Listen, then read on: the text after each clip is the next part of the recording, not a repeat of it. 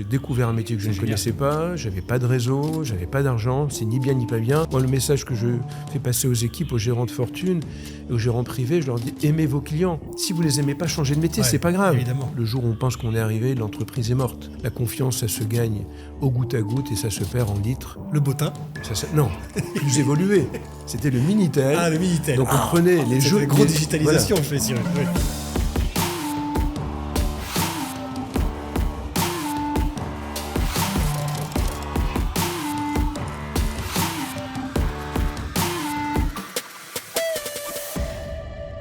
Bienvenue sur Zoom Invest en cette rentrée de septembre 2025 pour ce nouvel épisode de Track Record. Aujourd'hui, alors on ne le présente plus, je reçois Meyer Azoghi. Meyer, merci beaucoup de te joindre à moi pour cet épisode de Track Record. C'est un plaisir d'être là. Bon, je l'ai dit, on n'est pas obligé de le faire, mais est-ce que tu peux te présenter en moins d'une minute ? Bien sûr, donc j'ai 62 ans, 3 enfants, 3 filles formidables.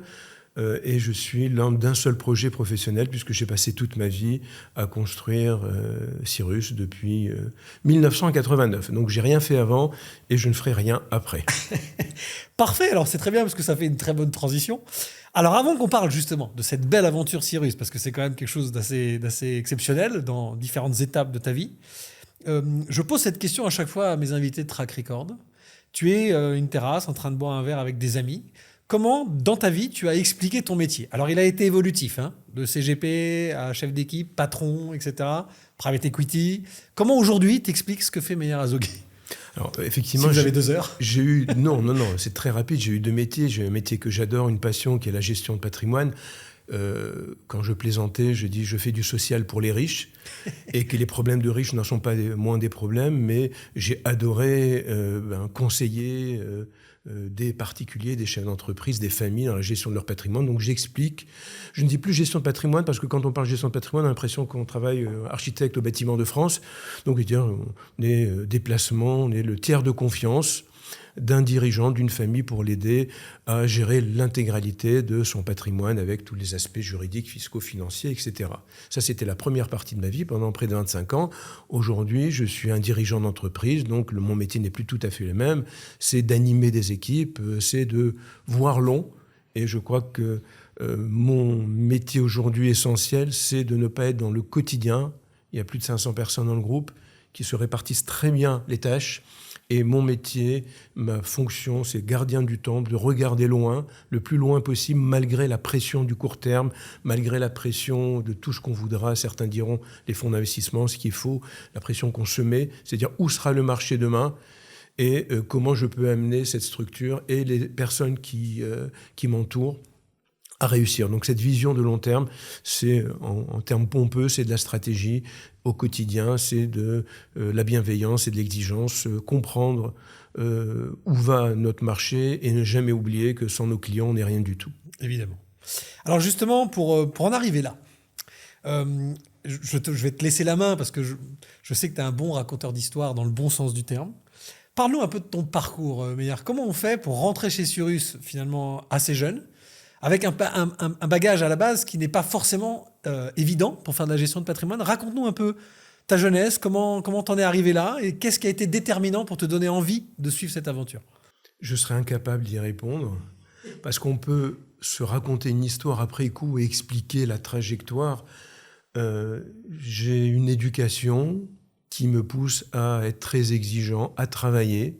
Je suis curieux. J'ai découvert ce métier il y a 36 ans, même avant, puisque je ne suis pas fondateur de Cyrus au sens où on l'entend, puisque j'ai été recruté. Ne me dis pas comment, mais à l'époque c'était possible. En novembre 88, la société a été créée en avril 89. Je connaissais rien à ces métiers. J'ai découvert la curiosité, l'envie, le mariage du droit de la famille, de l'assurance vie, le côté commercial avec un côté technique. Cette espèce de maïeutique qu'on faisait découvrir à un client, non peut-être pas en marchant, mais au travers d'un bilan patrimonial, sa vie, et de le conseiller au mieux. J'ai adoré. Et ensuite, c'est une succession d'événements qui m'a amené à être là. Peut-être le manque d'originalité ou peut-être une musique intérieure. qui m'a poussé. Rien à voir dans la famille, personne ne faisait ce métier, personne ne t'a poussé dans cette voie? Non, personne. J'ai découvert un métier que je ne connaissais pas, j'avais pas de réseau, j'avais pas d'argent, c'est ni bien ni pas bien. J'avais un bagage familial très important, une éducation, une exigence, voilà, qui m'a appris le travail bien fait et la notion de dire que le résultat n'est qu'une résultante. Donc je ne me posais pas de questions. Je pense qu'à l'époque, on se posait moins de questions qu'aujourd'hui. Ouais. On traçait son chemin, on avançait, on mettait un pied devant l'autre, sans avoir la volonté d'attendre un résultat immédiat. Comme j'y connaissais rien, je savais qu'il me fallait du temps pour découvrir ce qu'est un contrat de mariage, un legs des résidiaux, une clause de préciput. Donc ça prend du temps. Très juridique quand même l'approche initiale. Oui, si bien je t'entends sûr. bien, c'était quand même très juridique la gestion de patrimoine. Intellectuellement, c'était extrêmement séduisant. Cette compréhension de l'autre, de dire qu'est-ce que je pourrais faire si j'étais à sa place, et donc d'aller chercher dans les livres les réponses que nous n'avions pas.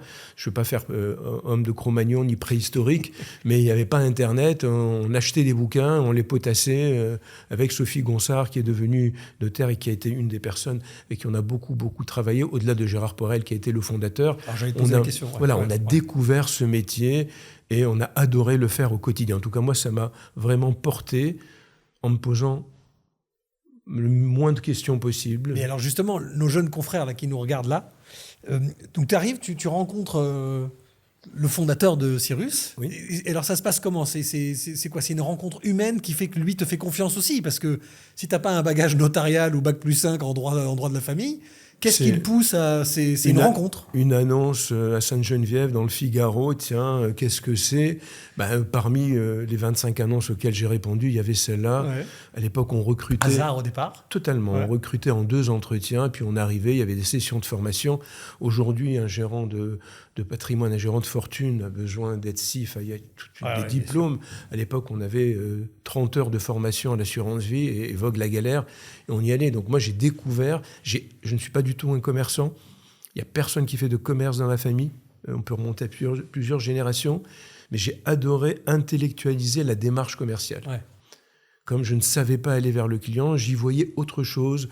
J'ai lu beaucoup de bouquins sur la PNL, sur la gestuelle. J'essayais de comprendre ce qui était une connerie de jeunesse. Ouais. Mais ça m'a porté. Donc je me suis moins posé de questions. Et puis, il fallait répondre à des problématiques de clients, donc on apprenait, on achetait des bouquins, on lisait.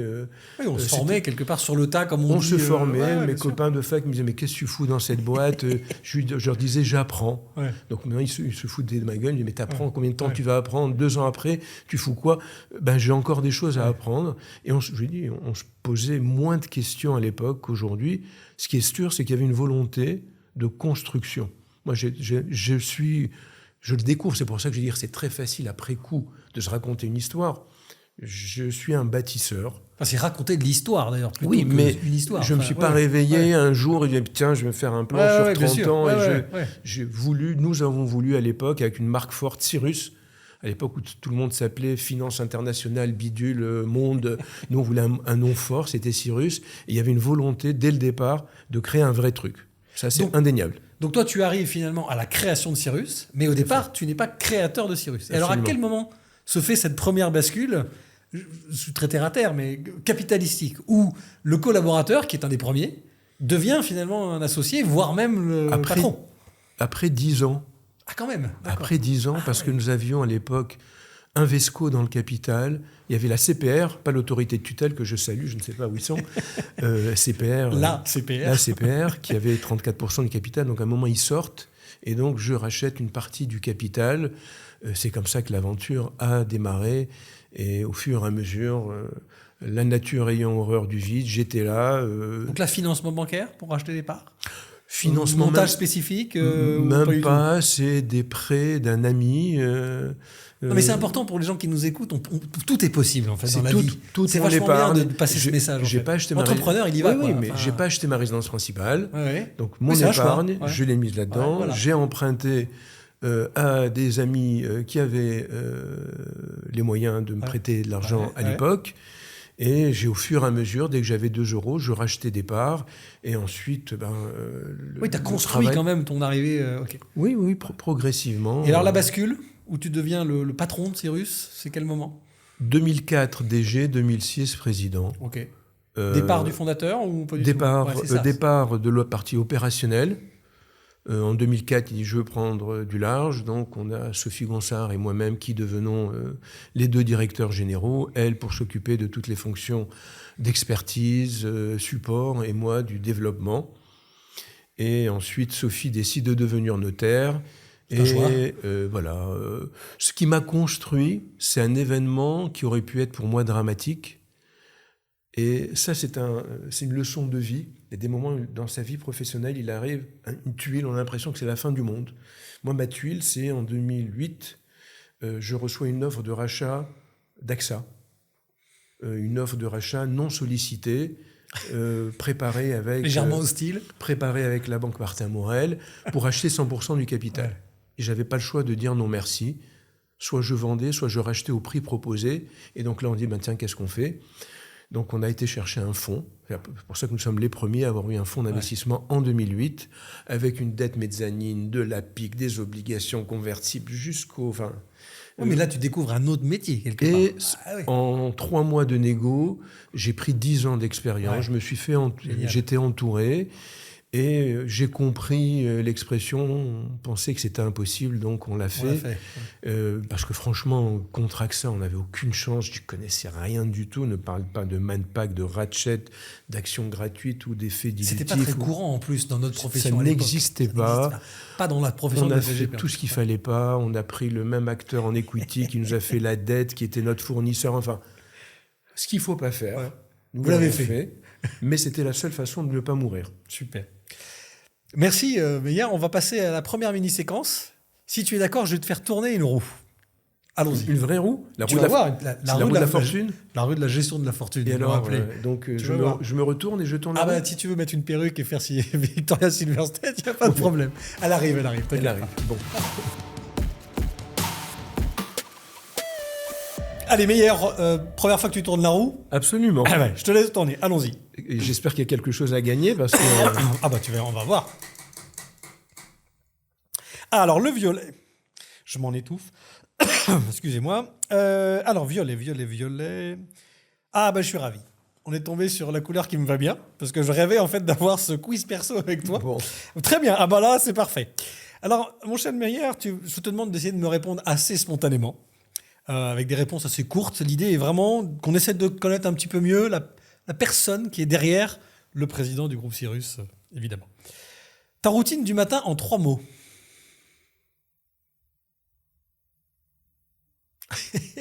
Métro. J'ai envie de dire joker, j'en sais rien, c'est personnel. J'ai envie de dire en 3 mots, c'est le téléphone, malheureusement, oui. Premier réflexe, je réveille, téléphone, voilà. Un livre qui t'a marqué dans ta vie ? Je ne lis plus assez. Les livres qui m'ont marqué, c'est indéniablement Romain Gary. Ouais. Au-delà de la promesse de l'aube, j'ai adoré. Au-delà de cette limite, votre ticket n'est plus disponible pour les personnes surtout qui... Voilà, je le recommande. Et puis un livre peut-être qui m'a vraiment marqué, c'est « Et Nietzsche a pleuré ». Irving Yalom, qui est une rencontre improbable et qui m'a vraiment marqué, bouleversé. Avec le philosophe Nietzsche. Oui, absolument. Je vois Quand Freud rencontre Nietzsche, ça peut faire des choses assez sympathiques. Ça résume bien une personnalité, ça. Ce qui te rend le plus fier de Cyrus aujourd'hui en 2025 ? Ça doit être compliqué parce qu'il y a quand même quelques trucs sympas. Mais si tu dois donner comme ça une chose faire grandir le partage de la valeur. Je suis un adepte de l'ascenseur social et je suis très fier d'avoir pu partager la création de valeur, ce qui m'a permis, moi, de grandir et de faire grandir le côté bâtisseur. Je n'aurais pas pu le faire. Et en plus, il y a un vrai retour, c'est qu'autour de moi, il y a un certain nombre de personnes qui ont su en profiter avec moi. C'est pas dans les questions, mais parce que je connais un peu le sujet. Il y a une structure capitalistique particulière quand même chez Cyrus. Il y a du monde, quoi. Un salarié, tu fais partager... Un salarié sur 2, sur 500 personnes, il y a 250 actionnaires. Un salarié sur 2. Et parmi les gérants privés, les gérants de fortune, 70% des gérants sont actionnaires. Ouais. Ce qui n'est pas simple à gérer, mais en même temps, c'est ta vision de la construction d'une entreprise. Absolument. Après, on peut dire c'est l'œuf ou la poule. Est-ce que c'est parce que je l'ai fait que nous sommes développés ou pas ? En tout cas, ça correspond à ce que je suis. Et bien, tant mieux. Justement, c'est des questions qui sont difficiles. Ta plus grande qualité en tant que dirigeant, tu penses?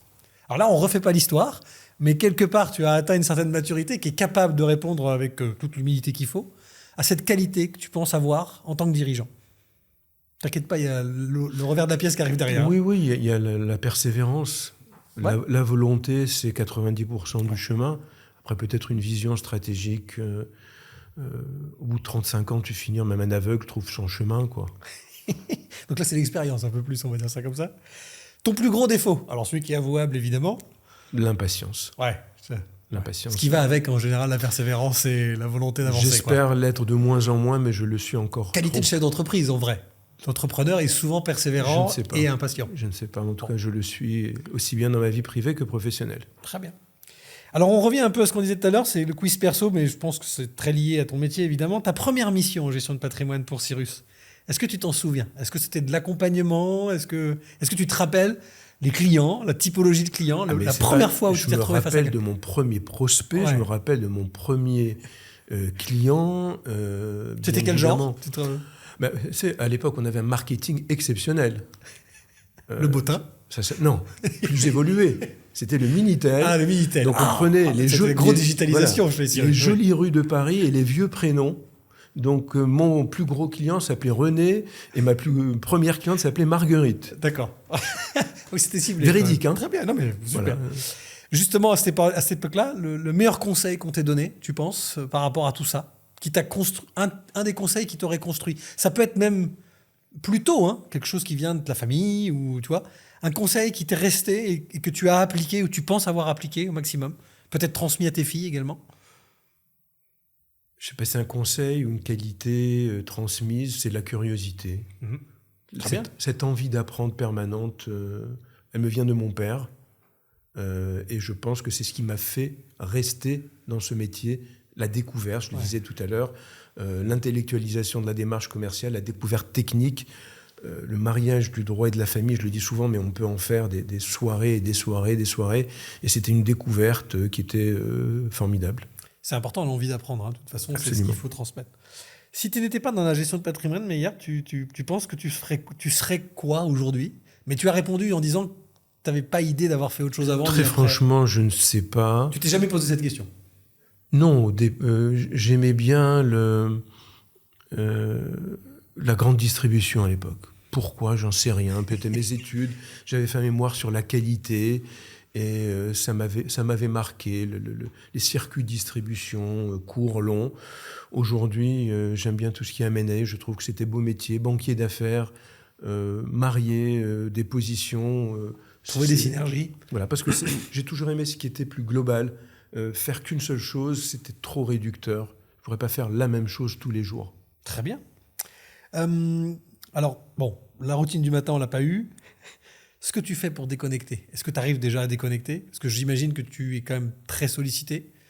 Comment tu fais pour déconnecter réellement? Est-ce que tu y arrives? Est-ce qu'il y a quelque chose qui te fait déconnecter? Je sais que tu es féru d'art. Est-ce que c'est un des moyens pour toi d'échapper intellectuellement? Pas suffisamment. Ouais. Du sport forcé. Ouais. Au début, bon, ça, comme beaucoup de choses, oui. on commence. Un des conseils, c'est au début, on fait les choses par obligation, on finit par les faire par plaisir. Ouais. Donc le sport est indéniablement, c'est le seul moment, mes heures de sport, où je suis seul avec un coach et je n'ai pas mon téléphone. Ouais, ce que j'allais dire, tu bosses pas pendant ce temps-là. J'ai pas mon téléphone. téléphone. C'est un moment vraiment. Mais la fin de la séance. Il y a 850 appels. Non, c'est pas ça. Ma tête est déjà sur ma journée. Ouais. Et j'aime bien la musique, j'aime bien l'opéra, mais j'ai pas suffisamment. Oui, mais tu as comme ça des petites choses qui te permettent de couper si à un moment donné tu as besoin. Je suis pas sûr d'avoir envie de déconnecter. Okay. C'est un autre sujet, docteur. Non, mais c'est important, c'est intéressant aussi ça de donner. Parce qu'on sait qu'on a des enfants, mais que nos entreprises sont souvent un de nos enfants également. Donc on a la même implication qu'avec nos enfants. La déconnexion naturelle, ça a été la famille au-dessus de tout, famille méditerranéenne. Et puis bon, pour moi, il n'y a rien. Des filles en plus. Des filles, mais même la fratrie. Je rigole évidemment. Au sens large, pas simplement les enfants, frères et sœurs. T'as une grande famille à côté. Neveux et nièces, même la belle famille que j'aime beaucoup. Le partage, toujours, on revient. Allez, dernière question sur ce quiz perso. Parle-nous du moment où tu t'es dit... Là, on a franchement franchi un cap chez Cyrus. Je t'ai entendu dire ça sur un média concurrent. C'était quoi? C'était justement après AXA ou c'était plus tard? Non, c'était plus tard. Ouais. C'était plus tard parce que cette exigence... Alors peut-être ça fait partie aussi des conseils pour les plus jeunes, savoir s'arrêter de temps en temps et savourer la réussite passée sans s'arrêter, sans se prendre la tête en disant c'est formidable, je n'ai pas su le faire. En 2018, lorsqu'on a racheté 100% du capital, qu'on a eu un unitranche avec Ardian, je crois que c'est la première fois que les équipes m'ont entendu dire c'est chouette ce qu'on a fait. Ouais. Mais sinon... l'une de mes devises, c'est on n'est jamais arrivé. Il y a un côté insatiable un peu quand même. Mais non, Docteur. une entreprise, ça se construit pour la vie, Oui. et donc on n'est jamais arrivé. Oui, bien On sûr. n'est jamais arrivé. Le jour où on pense qu'on est arrivé, l'entreprise est morte. Ouais. Donc c'est cette recherche permanente de plus qui est avec le temps de dire bon ben arrête-toi et dis-toi c'est pas mal, tu peux faire mieux. Mais c'est déjà pas mal. Super. Donc il a fallu attendre quand même 2018, 1988, 2018. Ouais. Ça fait un bail. Il y a- Je recommande de le faire avant. Hein. Docteur. Merci Meyer. Allez Meyer, maintenant on va parler un peu d'actualité. Donc je vais te poser la question parce qu'évidemment en tant que confrère, on a tous été touchés indirectement ou directement alors par ce gros sujet qu'on va appeler le sujet Harvest, sur ce hacking qui pourrait arriver évidemment à n'importe quel professionnel, y compris nous, CGP, qui avons nos propres outils quand on en a. Est-ce que Cyrus a été touché? Comment vous avez réagi? Et comment toi, avec ton expérience, tu as pu peut-être rassurer, accompagner des clients, tes équipes surtout, qui ont été confrontés à finalement ce blackout un peu Oui, directement? nous avons été touchés, moins que d'autres, parce que nous avons nos propres outils internes qui nous ont permis de pouvoir continuer à travailler. On n'était pas aveugles. J'ai des confrères qui me disaient j'ai pas les numéros. C'était ça le problème en fait. Pas le numéro Ouais. de mes clients, j'ai pas le numéro des contrats. Enfin, j'ai rien du Ouais. tout. Donc nous, on n'avait pas ce souci. Tu avais ton propre CRM. On avait notre C'est propre important. CRM. Développer interne on a à pu Cyrus. continuer à développer, mais néanmoins, très clairement, ça a été une source de stress et de surcroît de travail énorme pour toutes les équipes. Une source de chiffre d'affaires en moins. Hein, ça se chiffre, mais c'est vraiment, en tout cas, c'était lourd à gérer. Il a fallu du temps. Les équipes en ont pâti. Certains clients ont été inquiétés, ont été un petit peu parano, en disant mais tiens, bon, je crois que ça peut nous arriver à tous. Bien On sûr. nous dit aujourd'hui, c'est pas est-ce que ça va t'arriver, c'est quand. Donc ça, soyons tous très très humbles par rapport à ce risque. Mais la question, c'est en termes de communication. Je trouve que la communication a été un petit peu difficile. Elle n'a pas été à la hauteur de l'événement. Et donc, nos clients en ont pâti. Maintenant, une fois qu'on a dit ça, c'est de redoubler, bien évidemment. On remet des investissements sur la cybersécurité, se repose la question, est-ce qu'il faut prendre une assurance Évidemment. pour Spécifique couvrir, pour la fuite de pour données. couvrir ce risque et puis surtout pour rendre opérationnel, parce que la difficulté, c'est un moment où on ne peut pas s'arrêter. Certes, nous ne sommes pas un hôpital, mais donc on est très très vigilant sur ces sujets et c'est voilà, à part vous dire que nous y sommes attentifs, que ça nous a pénalisé, que c'est un surcroît de travail. On fait le maximum, on alerte en permanence les collaborateurs sur des réflexes à avoir. Donc on fait en sorte qu'il y ait une sécurisation. Il y a une équipe dédiée pour ça chez Cyrus? Aujourd'hui, évidemment, il y a plus de 16 personnes Ouais, qui sont à l'IT. ouais. On a multiplié par 4 en 3 ans. On a créé un GPT, Cyrus, parce qu'il est justement... Pour répondre aux questions internes des équipes internes? Parce qu'il est fermé, il permet de s'entraîner, et puis ça permet de frimer, de pouvoir vous le dire, parce que Dieu sait qu'il nous reste encore beaucoup de choses à faire. Donc on sait que l'IT, le contrôle des données est un sujet majeur, ouais. Et il faut être le plus indépendant possible de ces outils, ce qui nécessite un effet de taille. C'est pour ça que nous sommes, on y reviendra peut-être, mais l'effet volume, l'effet taille devient indispensable. On va y venir évidemment là-dessus. Parce que indispensable. Justement, les contraintes, parce que je sais bien qu'aujourd'hui, tu peux plus gérer toi ton métier de conseiller en gestion de patrimoine, puisque maintenant tu es maintenant le patron d'une entité qui fait de la gestion de patrimoine. Donc avec toutes les nouveautés, Value for Money, SFDR, MiCA si on touche à la crypto, etc., évidemment tu dois avoir une équipe qui permet à tes collaborateurs Bien évidemment. d'avoir la réponse à toutes ces questions. Parce que nous, on ne peut plus les avoir, ces questions. Tout à fait. Puis, une direction générale qui pilote. Ouais. Spécifiquement cette partie-là. Enfin, entre autres, cette partie-là avec des spécialistes. Et nous, on doit continuer à comprendre ce qui se passe. Je ne suis pas du tout un spécialiste, mais je m'oblige à comprendre mon environnement. Et malgré la taille, continuer à revenir des principes de bon sens, de réalité de client, d'agilité. Un entrepreneur, doit savoir gérer le risque. Ouais. On ne peut pas avoir un risque zéro. Ouais. Si on a un risque zéro, ben on ne fait rien du tout. Donc c'est de pouvoir, c'est ce que je disais en introduction, avoir cette vision de long terme. C'est mon devoir. À côté, il y a les équipes opérationnelles qui, elles, sont sur le court terme, sur la fiabilité de ce que l'on fait devient tout aussi importante que ce que l'on fait. Évidemment. Ce qui n'était pas forcément le cas au début de nos carrières, absolument, mais qui est devenu déterminant pour absolument. Les jeunes CGP ou ceux qui veulent grandir aujourd'hui, ils vont passer par ça. Structurer est aussi important que développer. C'est une obligation. Ouais. Et à la limite, structurer dès le départ, c'est plus simple. Surtout plutôt que d'avoir tout le passé à gérer. Donc, imposez-vous de faire des pompes tous les jours. N'attendez pas d'être en surpoids. Et justement, dans l'actualité, on voit bien qu'il y a énormément de concentration dans notre métier. Cyrus est un acteur très important dans cette concentration. C'est donc toujours une bonne chose, évidemment, au-delà de l'aspect purement conformité, pour partager les coûts et le savoir-faire. Ça reste une bonne chose, ça reste d'actualité aujourd'hui de se renforcer à plusieurs. C'est pas une bonne chose, une mauvaise chose, tout dépend de ce qu'on a envie de faire. Ouais. Aujourd'hui, je ne vois pas comment on peut exercer notre métier, aller de plus en plus vers des clients fortunés, si on n'a pas les moyens de cette indépendance. L'indépendance capitalistique, je le dis souvent, ne suffit plus. C'est l'indépendance de moyens. Et à un moment, la scalabilité fait que, c'est pas possible de faire autrement.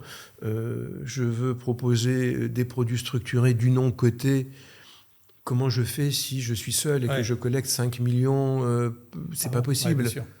Donc, on a besoin de cet effet volume. Et à contrario, l'effet volume, la multiplication du nombre des collaborateurs, la distanciation entre la décision et celui qui la prend est une problématique. Donc il faut en avoir. Moi, c'est mon obsession tous les jours de dire est-ce qu'on est encore proche des clients ? On dit mais pourquoi on fait ça ? Grossir en restant en contact, en restant compliqué. Agile, tout en respectant la réglementation, mais ne pas être dogmatique. Ne pas être un adepte du risque zéro, mais malgré tout pouvoir avancer. Donc cet effet volume, je vous donnais des exemples, que ce soit sur la gestion d'actifs aujourd'hui, comment continuer à faire de la gestion libre ? Comment pour chaque ordre vis-à-vis de mon client justifier pourquoi j'ai vendu le fonds A, le fonds B, est-ce que j'ai changé mon profil de risque, et de garder cette donnée ex ante, ex post, est-ce que ça a changé ? Est-ce que je vais pouvoir, sur une nouvelle trumpitude, réagir ? Combien de temps il me faut pour joindre tous mes clients ? Donc j'ai besoin du statut de société de gestion. Et j'ai vu la différence entre une société de gestion où j'avais 2 gérants et aujourd'hui Amplegest, qui gère 5 milliards, 70 personnes, 20 gérants. C'est autre chose. C'est des moyens supplémentaires. Oui, c'est une forme d'indépendance finalement. C'est pas intuitif. C'est une indépendance. D'intégrer à un groupe sa société de gestion, c'est une indépendance dans sa gestion. Aujourd'hui, nous avons 15% des actifs que nous gérons qui sont sur des produits internes. 15%. Seulement, j'ai envie de dire. Seulement. Donc, vraiment, l'architecture ouverte et la profondeur de l'offre, c'est ce qui fait le CGP. C'est vraiment ce qui fait le CGP. Je dirais 5 choses comme les 5 doigts de la main.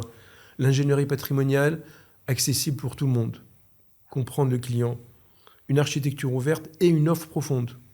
Disponibilité, réactivité et pérennité de la relation avec ses clients. La pérennité, 70% des gérants actionnaires. Bon. Donc il faut aujourd'hui, nous sommes en train de créer un nouveau segment de marché qui est le meilleur des 2 mondes, celui de la banque privée et celui des conseillers en gestion de patrimoine. L'entre-deux. Entre deux, de façon un peu provocatrice, nous avons une campagne de pub en ce moment, je vais la rentabiliser. Et si l'avenir de la banque privée n'était plus une banque ? Bon. Très bien. Donc, c'est cet acteur nouveau qui a aussi la solidité de la banque, qui n'a pas encore la réputation, qui n'a pas encore la marque de la banque, et qui va pouvoir traiter de façon différente des clients avec un taux d'empathie, non pas que quand on est banquier, on n'a pas d'empathie, c'est l'environnement qui ne le permet pas. Puisque lorsqu'on recrute des banquiers, amis banquiers, si vous nous écoutez, rejoignez-nous pour une belle aventure, c'est l'environnement, les conditions de travail qui permettent à chacun de retrouver l'empathie indispensable. Moi, le message que je fais passer aux équipes, aux gérants de fortune et aux gérants privés, je leur dis, aimez vos clients. Si vous les aimez pas, changez de métier, c'est pas grave. Évidemment. Mais tu dois aimer ton client, te dire, si j'avais un frère, une sœur, ma grand-mère, qu'est-ce que je ferais pour elle? Et donc ça nécessite d'avoir des moyens. Aujourd'hui, il y a 15 personnes à l'ingénierie patrimoniale, des diplômés notaires, des avocats fiscalistes qui viennent de grands cabinets. Tout le monde ne peut pas l'avoir, quoi. C'est forcément obligé de passer par une concentration, bien sûr. Voilà. Okay. Donc, est-ce que c'est une bonne chose? Elle est nécessaire pour ceux qui se sont construits comme nous. Ça n'empêchera pas certains de continuer à être heureux, à faire ce qu'ils font. Justement, alors, parlons un peu à la fois d'actualité et d'activité. Il y a eu une très grosse fusion en 2022, si je ne me trompe pas, entre le groupe Erez et le groupe Cyrus. Pas 22, 24. C'était en 2024 2024. Moi, j'ai 2022, bon, je ne sais pas pourquoi. C'est l'année dernière. Ah oui, ça a été finalisé en 2024. Okay. C'était c'était réalisé en avril 24. Donc c'est quand même un vrai sujet, parce que là, il y avait un gros dossier. Je te taquine un peu parce que je viens là-dessus. On est en septembre 2025. Est-ce que maintenant, ce nouveau groupe Cyrus, on va l'appeler, c'est groupe Cyrus tout court, hein. Le groupe s'appelle Cyrus, l'activité de Wealth Management s'appelle Cyrus Erez Wealth Management, puisqu'il y a plusieurs marques.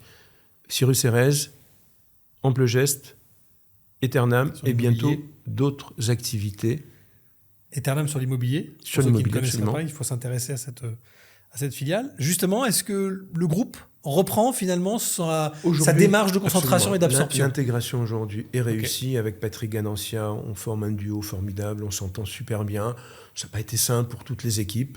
Et je les remercie au passage parce que c'est toujours plus long qu'on le voudrait, c'est lourd, mais tout le monde a fait le pas qu'il fallait. Aujourd'hui, les équipes sont réunies géographiquement sur le même lieu. C'est une histoire qui est derrière nous. Mais on a pris le temps de le faire pendant cette période. On a arrêté la croissance externe. Ce qui est logique. On porte 73% du capital. Ouais. Donc la croissance externe n'est pas une finalité. Ouais. Elle doit se faire de façon construite, mesurée, réfléchie. Et il faut réussir l'intégration. Ça ne sert à rien d'empiler parce qu'à un moment, si on ne vérifie pas les fondations et qu'on rajoute des étages, ça peut être problématique. Et donc là, une nouvelle actu en cours ? Absolument, toute nouvelle. On reprend la croissance externe sur 2 activités. Celle du Wealth, qui est notre cœur de métier, avec une acquisition qui est en cours de finalisation, voilà, qui fait plus d'1 milliard, et qui est une très très belle équipe qui vient compléter. Puis surtout, la croissance externe, c'est le meilleur moyen de recruter des talents qu'on ne peut pas avoir autrement. Évidemment. Alors justement, on va basculer sur l'activité du groupe Cyrus, parce que conseil en gestion de patrimoine, développement de réelles filiales aujourd'hui qui font partie intégrante du groupe, qui sont des sociétés de création et de distribution de produits, donc Amplegest et Eternam pour celles que je connais. Et une 3e dans le private equity qui est en train d'arriver. Très bien. Justement, une fois qu'on a... donc on comprend bien ta stratégie finalement de couvrir...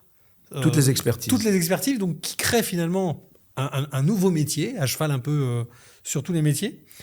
Quel va être le plus grand défi, tu penses, aujourd'hui, du groupe Cyrus dans les prochains mois ou les prochaines années? Est-ce que c'est l'intégration de tout ça? Est-ce que c'est la compréhension? Je fais exprès de poser cette question, Meyer. Est-ce que c'est la compréhension de nos confrères, de notre métier, de ce que vous êtes en train de faire?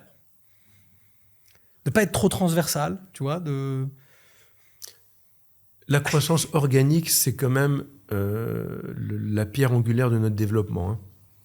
Contrairement à important de le rappeler. Groupes, la croissance, on a fait chez Cyrus, on a fait de la croissance organique pendant 30 ans avant de faire de la croissance externe. Vous savez faire votre métier. Voilà, donc ce qui est important, donc ça veut dire que sur cette partie-là, le plus difficile, c'est les recrutements. C'est le recrutement de gérants de fortune, de gérants privés qui ont de la bouteille, qui sont capables de rassurer un client. Ça, c'est sur la croissance organique. Sur la croissance externe, c'est de pouvoir réussir les intégrations, de pouvoir s'associer avec des personnes qui partagent, je vais employer des gros mots, les mêmes valeurs, et ne pas se raconter d'histoire, ne pas montrer un appartement témoin avant la fusion, de dire voilà, nous, quel est notre modèle? Nous assumons d'avoir nos expertises, l'ingénierie patrimoniale, l'AM, l'immobilier, les produits structurés, le non-coté. On a besoin de faire vivre cet écosystème. Et faire de la croissance externe uniquement pour faire grossir des encours, ça n'a pas de sens. Donc, il y a un moment donné où ça vous explose au visage. Quoi. Voilà, il faut que tout ça puisse... Donc, peut-être une des choses qu'on apprend avec le temps, c'est savoir faire des pas de côté. Les pas de côté, c'est laisser le temps aux cabinets qui nous rejoignent, les laisser en filiale autant que nécessaire et ne pas les intégrer tout de suite. Leur laisser cette liberté d'action, souvent au niveau régional, leur marque est connue, alors qu'il y a quelques années, on avait tendance à dire on intègre Cyrus, ou demain Cyrus Hérez est plus connu. Donc, savoir faire un pas de côté, mais attention, ne pas faire le pas de côté de trop, parce que ça peut être un petit pas de côté, mais si vous avez le ravin, le pas de côté, il vous coûte cher. Donc, la réussite de ça... leur laisser le temps aussi d'appréhender ce qui se passe. Quoi. Leur environnement, mais en ayant une vision commune, leur dire, voilà, quelle est la finalité. Tu vas prendre le temps qu'il faut. Et tout ça permet d'observer ce qu'ils font aussi. Bien et évidemment. de se nourrir de ce que font les autres. Bien évidemment. Et souvent, on a appris beaucoup de nos croissances externes. C'est ce que j'appelle des synergies de savoir-faire. Elles sont dans les deux sens. On a créé des produits grâce à des filiales qui nous ont donné des idées. On les a vus faire. Et ça remet en question son modèle organique, évidemment. Bien évidemment. Et donc, le défi global, je le disais tout à l'heure, comment grandir sans trop grossir et ne pas perdre son agilité. Parce qu'à se rapprocher de mastodontes, et si on emploie les mêmes moyens, le client va finir par choisir l'original par rapport à la copie, et nous ne serons qu'une pâle copie de ce que nous ne voulons pas être.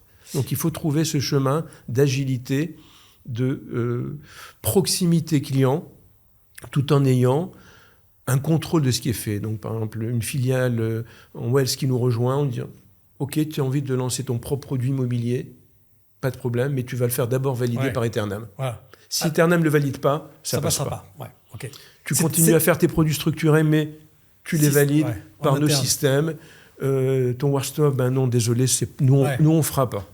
Oui, ce qui répond à une question que j'allais te poser, qui était important, parce que j'allais te demander qu'est-ce qu'on dit à un conseiller en gestion de patrimoine qui hésite à investir, par exemple avec Amplegest, sur la gestion d'actifs financiers, parce que filiale, entre guillemets, d'un concurrent. Parce qu'on sait que ça peut poser réflexion à un CGP. Mais finalement, tu es confronté à ça en interne, toi. C'est-à-dire qu'en fait, quand tu intègres un cabinet, il faut à un moment donné leur expliquer que Eternam va valider ceci, Amplegest, que tes équipes internes de broking... Amplegest, ça fait deux choses. Ça gère des fonds. Les fonds, on a dit que globalement, en moyenne, c'est 15%. En interne. Et c'est inversement proportionnel à la taille du client. Un petit client aura plus de fonds Amplegest qu'un gros client. Mais Amplegest ne fait pas que des fonds. Amplegest fait de l'allocation d'actifs, fait du mandat. On a des mandats 100% ETF. Donc, il n'y a rien d'Amplegest. C'est la connaissance, c'est les moyens techniques. Ils ont la structure de société de gestion qui permet On a des mandats en titre vif. On a des mandats uniquement sur des thématiques. Donc ça, c'est bon pour les CGP c'est indispensable. De Cyrus, pour ceux qui rejoignent le groupe, mais également pour les autres. On ne peut pas monter en gamme et dire à un client, pour chaque opération, je vais t'envoyer un document, tu vas me le retourner signé. C'est impossible. C'est possible. Néanmoins, il faut surveiller l'architecture ouverte, qui, encore une fois, nos clients viennent nous voir parce que nous sommes en architecture ouverte. Sinon, ils ne viennent pas. Donc, il faut respecter et trouver la clause d'annulation la plus favorisée. Octo a des performances formidables sur une gamme obligataire. La prendre à l'intérieur d'une allocation d'actifs, ça n'a rien d'anormal. Donc, Octo, c'est la partie obligataire de la société de gestion. C'est la marque obligation d'Amplegest. Pour ceux qui ne connaîtraient pas, on ne sait jamais. Et un mandat en ETF donné à Amplegest, c'est pas un produit maison. Et ça, c'est indispensable. C'est important de le rappeler pour ceux qui se posent la question. Libérer du temps, éviter le risque d'exécution par des arbitrages, éviter le risque réglementaire, le risque opérationnel parce que l'ordre n'est pas passé au bon cours, on a oublié la signature électronique, le DocuSign n'a pas fonctionné, c'était pas la bonne date, que sais-je. Bon, avec un mandat de gestion, une gestion déléguée, pour une partie, ça ne veut pas dire qu'il n'y a pas de gestion libre, bien sûr. Mais une partie plus limitée, pour le fonds en euros, pour ceux qui veulent encore des SCPI, pour des produits structurés, pour une opportunité. Mais une gestion déléguée, c'est indispensable quand on fait de la gestion de patrimoine. On ne peut pas le faire soi-même. Je pense que le message est passé. Et j'espère qu'il a été entendu, surtout. Allez, on va passer à la deuxième mini-séquence. On va retourner la roue, si tu es d'accord. Allez, Meillard, je te laisse tourner la roue. On y va ? On y va. Ils font ça tous très bien. On dirait que c'est... alors, j'allais te dire, on évite de retomber sur le violet. Non, c'est la couleur préférée de ma fille Lorraine, donc c'est formidable. Parce qu'on a eu la même tout à l'heure, c'était violet qu'on a été. Il faut retirer, donc je retire. Oui, malheureusement.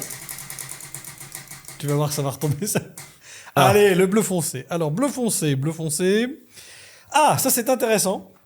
Parce que mes précédents invités n'étaient pas conseillers en gestion de patrimoine comme moi, donc ils ne pouvaient pas faire cette séquence. C'est la minute coaching. Oh. Alors attention, parce que on essaie de répondre assez rapidement, c'est plus pour faire sourire que très sérieux, mais avec ton expérience, comment on gagne la confiance d'un client, souvent dans un temps qui est assez réduit, parce que la première fois qu'on voit un client, c'est-à-dire qu'il bascule de prospect à client, ça dure quoi, 30-45 minutes? Comment toi tu penses qu'on arrive à faire basculer et à créer cette confiance quand on n'est pas la Société Générale, mais la BNP, etc. Si tant est qu'on puisse avoir confiance. Pour moi, spontanément, je dirais l'empathie et l'expertise. L'expertise rassure. Ouais. Permet de dire, j'ai un sachant devant moi. L'empathie, ça ne se décrète pas. Le client Ouais. ou le prospect, puisqu'il n'est pas encore client, le ressent. Il dit, j'ai quelqu'un qui m'a compris. Ouais. Et après, essayer d'être le plus didactique possible. Et c'est important. Expliquer ce que l'on fait et être l'intégrité. La confiance, ça se gagne au goutte à goutte et ça se perd en litres. Un mensonge annule 1000 vérités, donc être toujours dans la vérité, ne pas franchir de lignes jaunes pour des raisons Diverses et variées, obscures on va dire ça qu'on comme ça. n'évoquera pas Non, mais très bien. à ce micro. Goutte à goutte, et ça se perd en litres. J'aime beaucoup cette phrase, bravo.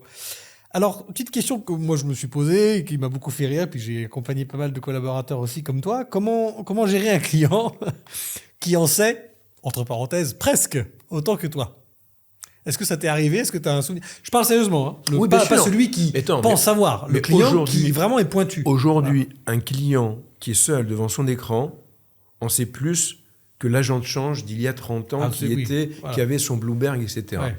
Donc, moi, j'ai eu une expérience d'un anesthésiste, petite anecdote, j'essaie de la faire rapide, qui me dit, qui essaie de me faire parler avant de m'anesthésier, qui me dit, j'ai essayé de faire de la défisque, de l'immobilier, j'ai pas réussi tout seul. Je lui ai dit, je vais peut-être essayer de m'auto-anesthésier, je pense que je réussirai pas non plus. Donc j'ai dit, chacun a son métier. La façon de le faire, c'est dire, mon métier, je suis payé pour ne pas réagir dans l'émotion. Quand c'est son propre argent, Forcément. on surréagit. Forcément. Et on va avoir cette peur de perte qui fait qu'à un moment, quand c'est tout en bas, je vais vendre et je vais racheter quand c'est en haut. Bon, donc moi, même si je suis un expert, ça n'est pas mon argent. Et parce que ça n'est pas mon argent, mais je le gère comme si c'était le mien, sans mon émotion, je vais pouvoir être plus objective et regarder une trajectoire et ne pas transformer chaque euro. Parce qu'en général, la panique vient quand on perd de l'argent. De l'argent, bien sûr. Et donc, je ne vais pas transformer ni en heures de travail, ni en appartement que j'ai pas acheté ou que j'ai perdu. Très bien. Bon, je pense que je connais un peu ta réponse, mais est-ce que ton astuce, dans le bon sens du mot, hein, astuce, pour transformer un contact en client fidèle? On a compris, expertise, empathie pour créer la confiance, mais pour que ça devienne un client fidèle. C'est rester toi-même? Enfin, on a très très peu de clients. C'est cette relation de confiance qui se crée dans la durée.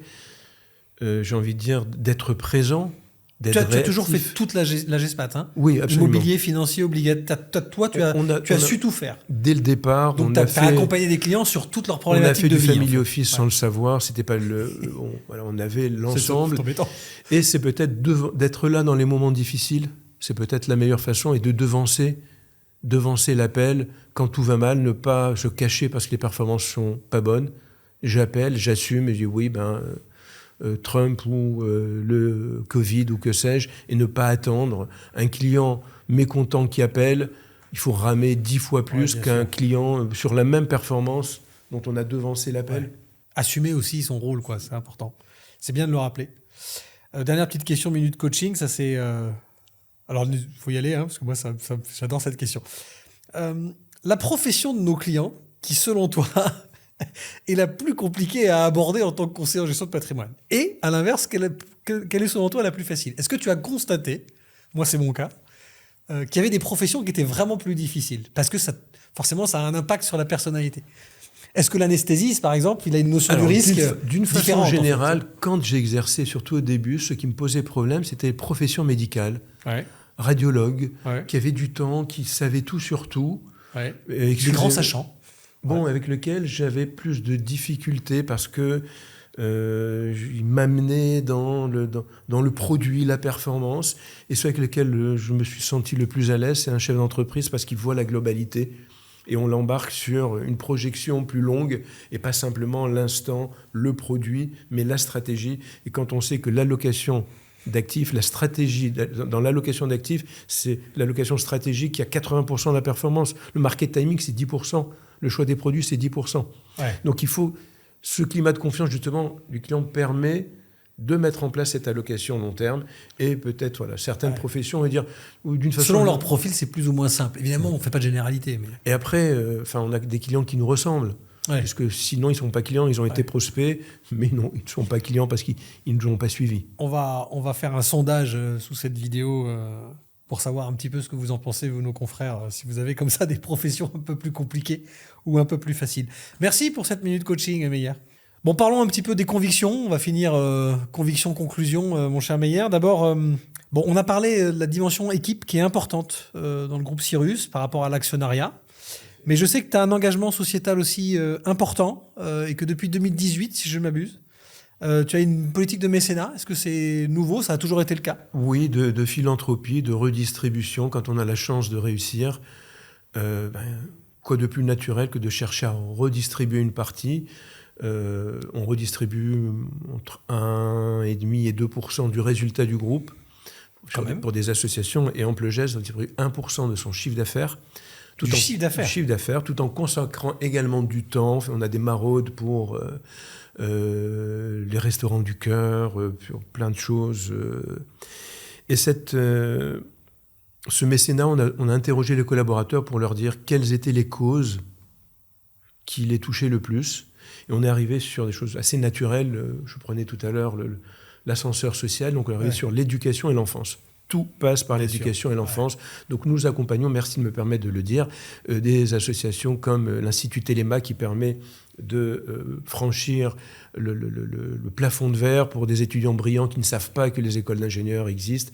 Et là, on a aussi du monitorat où on a des collaborateurs qui vont les accompagner, coup de pouce pour les tout-petits qui apprennent à lire à l'école, Espérance banlieue.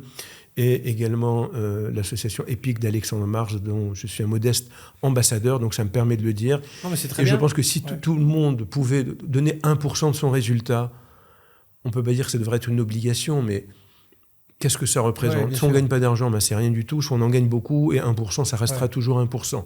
Et quand on sait qu'on est à la fin de l'État-providence, il y a tellement d'associations, tellement de besoins dans tous les domaines, qu'au contraire, il devrait y avoir une politique beaucoup plus volontariste, presque obligatoire. Moi, je serais content qu'on m'impose, au niveau de mon chiffre d'affaires, de dire tu choisis ta cause et je flèche mon impôt vers des besoins qui auront été prédéfinis par l'État, pas pour financer une cause qui m'est personnelle, mais aussi bien les hôpitaux que les écoles.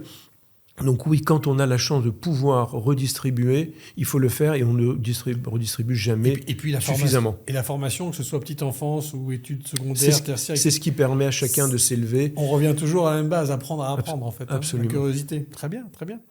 Alors, je veux juste que tu me parles de ça pour sourire un peu. Une citation que j'ai trouvée...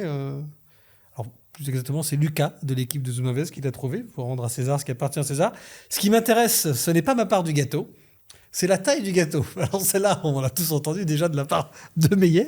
Tu peux m'en parler un peu? Parce que ça va dans le sens de ce qu'on vient de se dire, mais c'est vraiment un mantra quelque part chez toi un peu. Oui, parce que j'ai une ambition forte de bâtisseur, de construire. Et on ne construit pas tout seul, donc on peut garder 100%. De rien. On n'ira pas plus loin, avoir 100% de 1.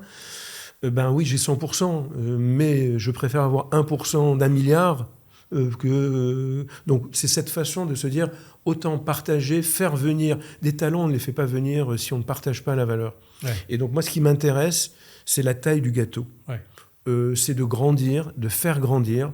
Nous avons la chance d'être dans une activité, une profession qui est en ébullition, qui tous les jours nous apporte son lot de nouveautés. Et pour y contribuer, on ne peut pas le faire seul. Donc il faut s'unir, et c'est une façon de s'unir tout en partageant la valeur quand il y en a. Très bien. Bon, là, je ne vous demande pas le secret d'alcôve si tu as un truc que tu ne veux pas partager, mais quelle est ta conviction sur le métier dans les 10 prochaines années? Selon toi, est-ce qu'il y a pour toi quelque chose d'assez évident, une révolution qui pourrait arriver? Il y a eu le digital quand même, c'est vrai, ces 10-15 dernières années, qui a été quand même important, autant sur les outils que sur la distribution. La concentration va continuer. Est-ce que tu vois quelque chose comme ça qui est assez évident ou ça viendra? Il y a 2 types de réponses. Il y a l'offre produit avec la tarte à la crème, mais c'est pas péjoratif, des crypto-actifs et des next-gen qui vont investir de façon différente. Mais ça ne va pas changer le modèle de distribution. Mais il faut garder un œil quand même. Oui, bien, c'est indispensable. Ouais. Ce que je vois plus, c'est une convergence de nos métiers. Le family office, le MFO, les banques. Les banques vont devoir redistribuer, travailler différemment. On va être de moins en moins en compétition, mais en coopétition. On va faire les choses ensemble parce qu'on est sur des métiers de plus en plus de volume, de spécialistes. Et vu les tailles de marché, donc moi, ma conviction, c'est que dans 10 ans, il y aura des acteurs européens. On voit aujourd'hui, il n'y a pas d'acteurs qui ont réussi à concentrer le marché au niveau européen. Il y a une concentration en Grande-Bretagne, il y en a dans les pays du Nord avec des Soderbergh, etc. Il commence à y en avoir une en Allemagne. En France, il y a 4-5 acteurs qui consolident. Donc je suis persuadé qu'il y aura des acteurs qui vont gérer plus de 100 milliards, 150, 200 milliards dans les 10 ans qui viennent, qui seront, on n'emploiera plus le terme d'alternative à la banque privée, qui seront complémentaires, qui apporteront un service nouveau segment de marché. Et ça, c'est une chance énorme. Ouais. Je dis à mes confrères tous les matins, réjouissez-vous de participer, vous êtes les pionniers de la création de ce nouveau segment de marché et c'est une chance énorme d'être sur ce marché qui est justement en effervescence et je le vois encore continuer à se structurer pour créer des acteurs qui seront des champions avec des vraies marques, ce que Cyrus essaye de faire depuis 36 ans. Je suis persuadé, Cyrus ou pas, il y aura des marques incontournables qui auront un taux de notoriété spontané. C'est bien, il faut être positif et optimiste, c'est très bien.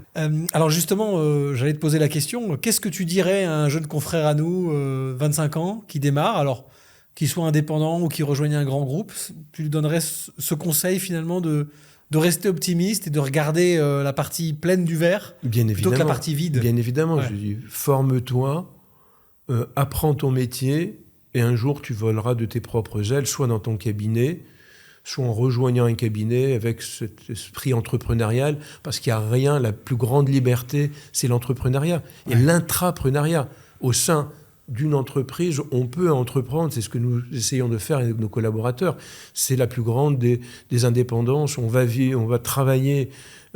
il va travailler peut-être 42, 43 ans, ce ne sera pas les... Oui, mais on y arrivera. Voilà, donc autant faire qu'il fasse un métier qui lui plaît. Et si ça ne lui plaît pas, s'il n'a pas cette relation avec les clients, qu'il change de métier rapidement, qu'il fasse autre chose. Il y a plein de métiers. Je ne saurais pas lui dire quoi faire, parce que 90% des métiers de demain n'existent pas. Mais si tu aimes ce métier, tu auras un avenir brillant, à n'en point douter. Parfait. Allez, on va conclure. 2 dernières choses. Petite question, ça c'est plus pour moi. Qui est-ce que tu me conseillerais d'inviter pour être à ta place pour un prochain track record? Quelqu'un de la profession, évidemment. Moi, j'ai la chance de travailler avec 2 amis, 2 potes.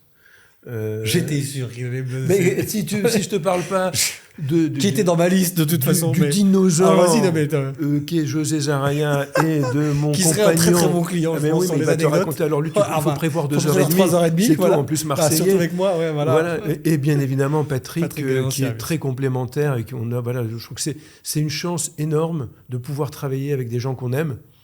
Je voulais une entreprise familiale, il la voulait aussi. Mes enfants ne bossent pas avec moi, ses enfants non plus, mais on a créé quand même un écosystème qui est autour de cette volonté une ambition forte, mais aussi une envie de se faire plaisir au quotidien. Ce qui est hyper important, et ce qui est un vrai confort dans notre profession si on y arrive en vrai, dans le monde dans lequel on vit.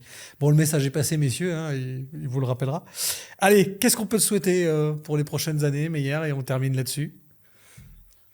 Que ça dure. Pourvu que ça dure. Voilà, que ça dure. Et moi, je me donne encore 10 ans. Dans cette ambiance, dans cette dynamique, voilà, je me donne 10 ans pour construire un vrai truc avec une vraie marque. Et il serait de temps de t'y mettre quand même. Oui, il serait temps de continuer à contribuer à créer cet acteur nouveau sur ce segment nouveau et de prendre du plaisir à le faire en faisant grandir. Donc aujourd'hui, le projet que nous avons, c'est pour les quadras et les quinquas du groupe que j'ai envie d'amener le plus loin possible. Et la plus grande réussite, c'est que le jour où je pars, personne ne s'en aperçoive. Très bien. Ça, c'est très, très humble. Bravo. Meyer, merci pour ta confiance. Merci pour ce moment. Stéphane. C'était très agréable. À très bientôt. À très bientôt, À Stéphane. très bientôt.